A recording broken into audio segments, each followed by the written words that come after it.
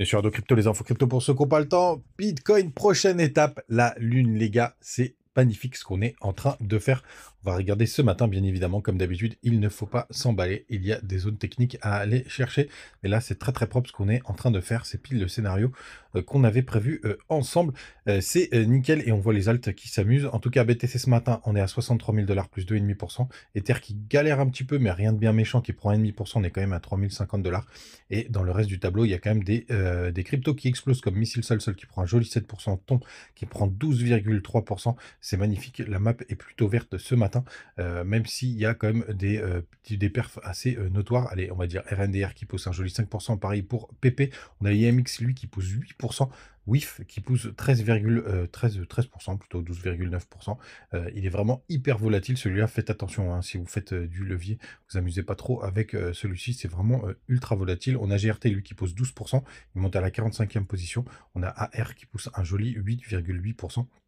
Bref, très très beau.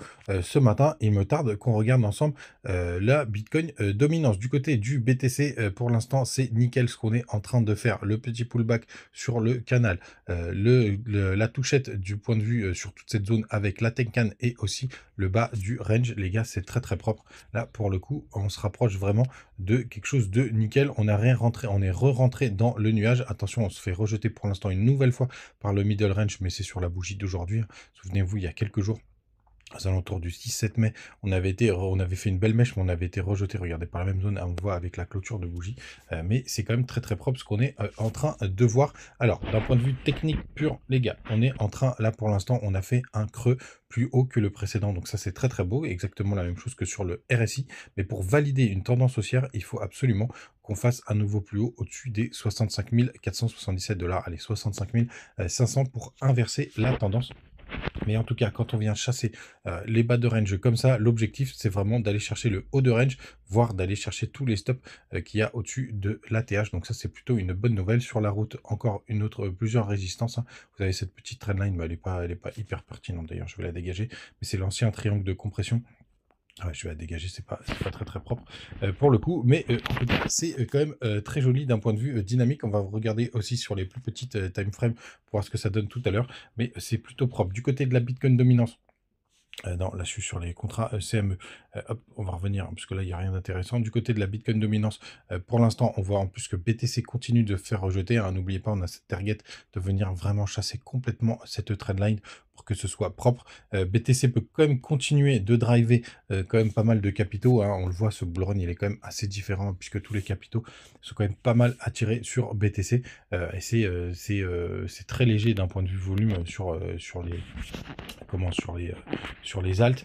Pour le coup, du côté de ETH face à BTC, on galère un petit peu. Alors, on est comme sur une très bonne zone de support, hein. Vous voyez, ça fait 3-4 jours qu'on y est. Et pour le coup, là, en plus, on est pile dessus, là, au moment où j'enregistre l'émission. Donc ça, c'est plutôt pas mal, hein. Du coup, cette grosse zone de support, il y a peut-être un point d'entrée à faire sur ETH. On ira jeter un œil tout à l'heure. Du côté des petites time frames, donc là, vous avez en direct live mon trade. Vous voyez, je suis rentré un petit peu tôt. Il y a eu un deuxième retest de la trendline qui était juste là. Je vous la montre en 4 heures. Elle est un petit peu plus propre. Elle est vraiment très très propre, cette trendline. C'est pour ça que pour moi, c'était une zone qui était très intéressante. Et vous voyez que ça a plutôt bien marché. D'ailleurs, en H4, de mémoire, il y a une petite divergence. Vous voyez juste ici. Regardez, on fait un point un peu plus bas sur le cours, juste là. Hop. Tac, au 69 573, et sur le RSI, on fait un point plus haut, vous le voyez juste sur cette zone, juste là, regardez en bas de l'écran. Donc là, c'est plutôt propre. Donc tous ceux qui sont dans le trade, parce que je l'ai partagé sur Twitter, c'est le moment de manager le trade si vous le souhaitez, en tout cas de vous mettre à break-even. Quand on regarde en 1 heure, si vous mettez par exemple sous le stop, sous les 61 680, vous avez votre trade qui est safe, ça payera tout simplement les frais. Donc c'est plutôt pas mal, mais vous voyez, en tout cas en 1 heure, c'est pas encore hyper boule, hein. On a eu un joli rebond. Il faut vraiment venir déclencher les stops. On a déjà déclenché les stops qui étaient juste ceux qui étaient juste ici. Donc attention à pas réintégrer. Là pour l'instant, attention de ne pas faire des oreilles de chat, là, de faire un Batman.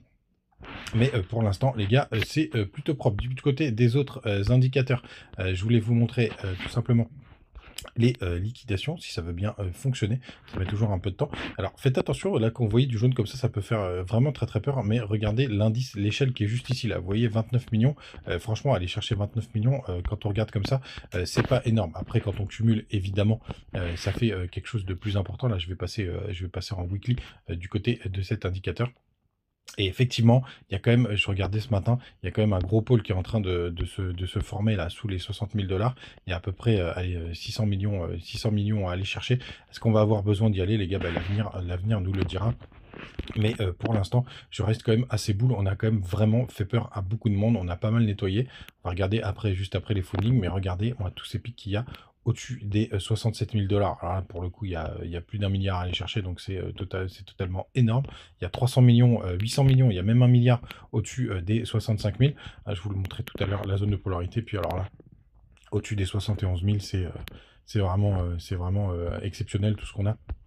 Je pense qu'il y a 2-3 milliards à aller chercher. Alors, bien entendu, entre-temps, il y aura des gens qui sont sortis. Mais c'est plutôt propre. Donc, ce qui pourrait nous indiquer que la prochaine étape, c'est la Lune. Les gars, bien entendu, du côté des fundings, moi, je suis content parce qu'ils sont négatifs sur BitGet. Et le trade, il est dessus. D'ailleurs, vous avez le lien en commentaire. Du côté de Binance, on est à 0,003. C'est vraiment que dalle, les gars. Donc, plutôt propre. Plutôt vraiment... assez confiant pour la suite du BTC. Quand on va du côté de ETH, on a un très beau Rising Rage qui est en train de se former. Vous voyez, ça c'est une figure qui est ultra bullish. Si on sort par le haut, là regardez, on est revenu retester aussi.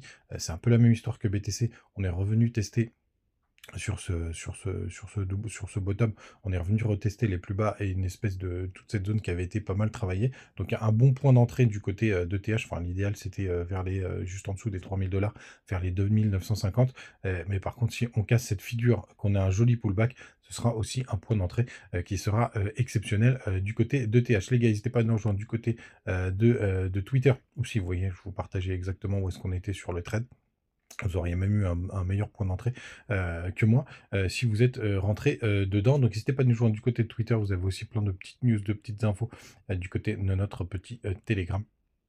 N'hésitez pas à venir nous rejoindre. Vous avez les bonus du côté de MXC, de BingX et de BitGet. Et on se retrouve très rapidement demain, quoi qu'il arrive. Et puis, j'oublie pas votre top 5, les gars. En plus, j'attendais la correction. Elle a eu lieu. Il faut que je trouve un petit moment pour vous la faire. Je ne vous oublie pas. De toute façon, les cryptos, elles sont déjà prêtes. À demain. Ciao!